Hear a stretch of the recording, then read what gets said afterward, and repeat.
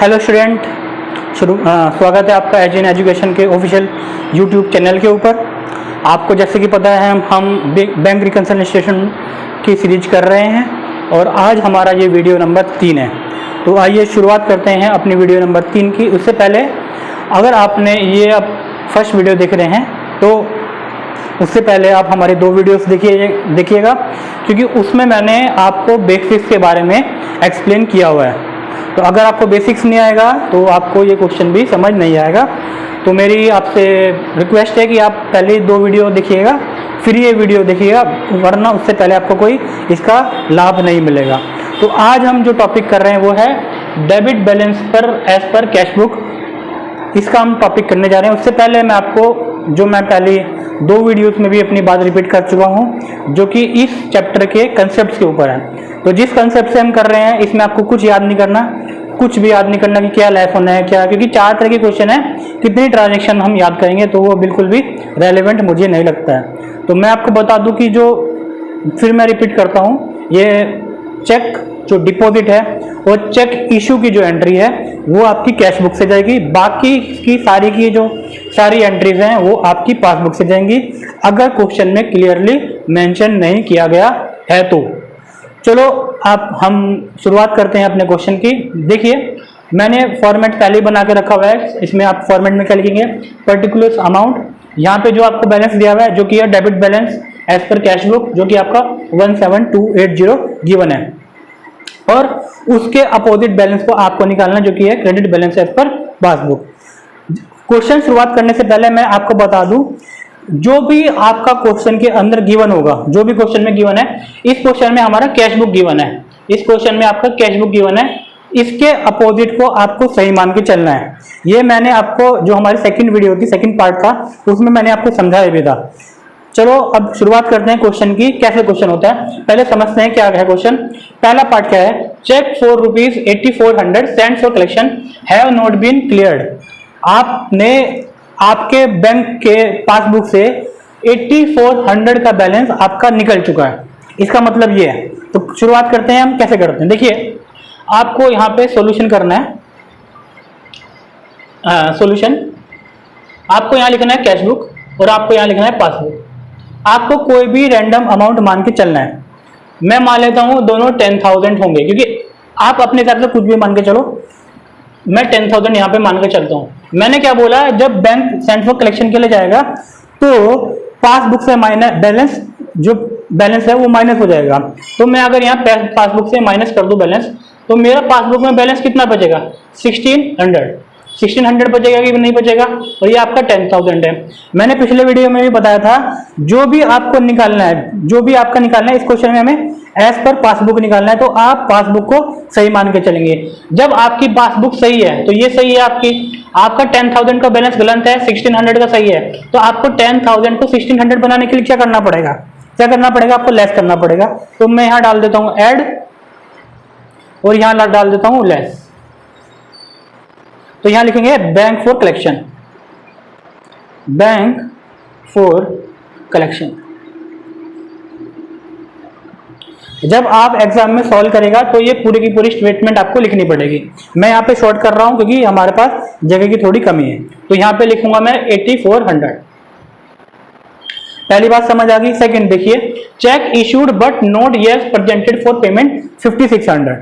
इसका मतलब क्या हुआ, मैंने क्या बताया था, ये एंट्री चेक इशू और चेक डिपॉजिट की आपकी कैश बुक से जाने वाली है। इसका मतलब आपने कैश बुक में अपना जो अमाउंट है वो निकाल दिया होगा। इशू का मतलब है निकाल दिया होगा। तो हम निकाल लेते हैं बैलेंस। ये सेकंड एंट्री होगी। यहाँ पे फिर हम कैश बुक मानेंगे, यहाँ पे फिर पासबुक मानेंगे। ये बैलेंस सही है, ये बैलेंस गलत है। तो 5600 के हिसाब से मानेंगे हम, 6000 मान के चल लेते हैं। 6000 मैंने बोला कैश जो चेक इशू की एंट्री है वो कैश बुक से जाएगी। तो जो कैश बुक से अमाउंट निकल जाएगा आपका, ये आएगा 5600। तो आपका कितना बैलेंस बचा, 400 बचा। लेकिन यहाँ पे कितना है आपका 6000। तो ये कितना है आपका, ये गलत है, ये सही है। इसको 400 को 6000 करने के लिए क्या करना पड़ेगा, आपको प्लस के 5600 करना पड़ेगा। तो मैं यहाँ क्या लिख देता हूँ, चेक इशू 5600। आप एग्जाम में करेंगे तो इसको पूरा करेंगे। बढ़ते हैं बैंक चार्जेस ₹80। जब बैंक आपके ऊपर चार्ज लगाएगा तो आपके पासबुक से बैलेंस कट जाएगा। तो मैं यहाँ फिर मान के चलता हूँ कैश बुक, पासबुक, इसको मैं 100 मान लेता हूँ, 100। जब आपका ₹80 कट गया तो कितना बचा आपका 20, ये कितना है 100।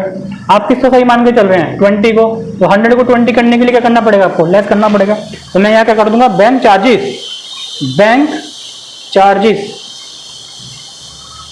80। ठीक है, ये बात भी समझ आ गई। अब अगला पढ़ते हैं, bank has credited ₹240 in the passbook not recorded in the cash book. इसका मतलब क्या हुआ कि बैंक ने आपको पैसा क्रेडिट कर दिया है, आप बैंक के क्रेडिटर बन गए हैं। जब आप बैंक के क्रेडिटर बनेंगे तो आपकी पासबुक का बैलेंस बढ़ जाएगा, तो आप यहाँ पे बैलेंस बढ़ा देंगे। कैश बुक, पासबुक, मैं इसको 300 रुपये मान के चलूँ, 300। जब आपका ये 240 हो जाएगा, ये कितना बैलेंस हुआ 540, ये आपका 300 है, ये आपका गलत है, ये आपका सही है। इसको सही करने के लिए करना पड़ेगा, ऐड करना पड़ेगा। तो क्या लिखेंगे यहाँ पे, बैंक क्रेडिटेड, बैंक क्रेडिटेड 240। ठीक है जी। अब आगे बढ़ते हैं, customer deposit directly in the bank ₹2000। अब क्या हुआ, कस्टमर ने आपके बैंक में जाके सीधा पैसा जमा कर दिया। इससे क्या होगा, आपकी पासबुक का बैलेंस इंक्रीज हो जाएगा। तो यहाँ पे करते हैं इसको, सॉल्यूशन नंबर 5 है, यहाँ पे कैश बुक और यहाँ पे पासबुक। इसको मैं 3000 मान लूँ, 3000 मान लूँ।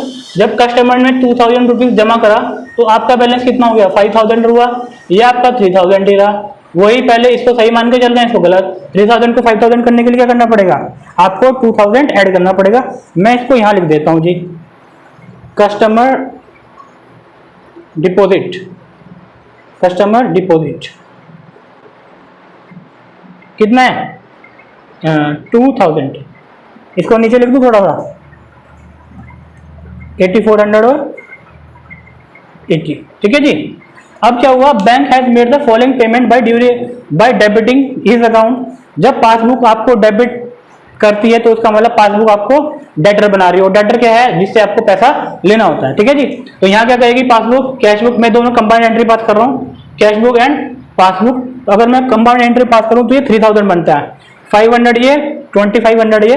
हाँ, अगर एक डेबिट होता और एक क्रेडिट होता तो मैं अलग अलग करता, लेकिन हम यहाँ पे अलग अलग दिखाएंगे। ठीक है। तो आपको क्या हुआ, आपसे पैसा निकाल लिया गया। तो 3000 है, मैं तो इसको 5000 मान के चलूँ, ये 5000, ये 5000, आपका ₹3000 निकल चुका है। तो ये कितना बचा आपका 2000, ये कितना है आपका 5000। ये सही है, ये गलत है। 5000 को 2000 करने के लिए क्या करना पड़ेगा, लेस करना पड़ेगा।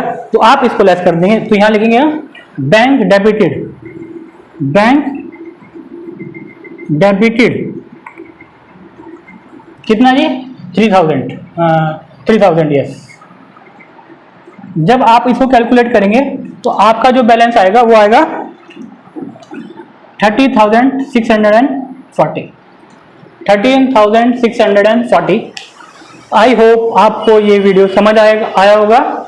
और ये हमने 2 क्वेश्चन कर लिए हैं इसके, एक क्वेश्चन और कर सकते हैं, लेकिन जो हम अगली वीडियो बनाएंगे उसमें आपको कैश बुक का ओवरड्राफ्ट बैलेंस के बारे में हम बताएंगे। आई होप आपको ये वीडियो पसंद आई होगी। आप इस वीडियो को प्लीज से शेयर करिएगा अपने दोस्तों के साथ, और इस वीडियो के बारे में अवेयर कीजिएगा, क्योंकि ये हम अलग मेथड से बता रहे हैं आपको। जो भी हमने ये बताया है ये यूनिक मेथड है, इसमें आपको कुछ याद करने की जरूरत नहीं है। मिलते हैं अगले वीडियो की तरफ, तब तक के लिए बाय बाय।